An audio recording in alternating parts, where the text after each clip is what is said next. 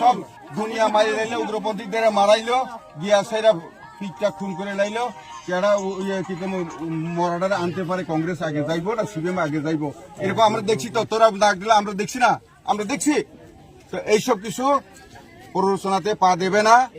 দেখো, দীর্ঘ বছর আমি দেখেছি অনেক কিছু, এইসব বিষয় আমি জানি বিষয়টা।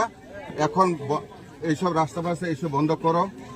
তোমাদের কাছে, আপনাদের কাছে, সবার কাছে আমি অনুরোধ করি, সাধারণ এই পাবলিকের যে জীবন ইয়েটা ধারাটা বন্ধ, মানে যাতে ব্যাঘাত না ঘটে।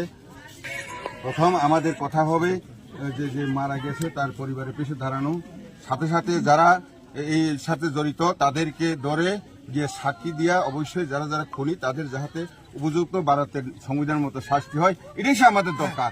তুমি ফাঁসি দিতে খুলিবনি, ভারত তো বেরিয়েছে ফাঁসি দেওয়ার লেগে। কেউ এভাবে যদি করে, খুন খারাপি করলে নিয়মের 202 ধারা না 402 ধারা যা আছে, এটা ফাঁসি তো হইবে। এরকম যদি হয় তো হবে না কেন, কইলে হইব নি? এটা কোর্টে গিয়েছে প্রশ্ন করলে সবাই এটা সহযোগিতা করতে হইব।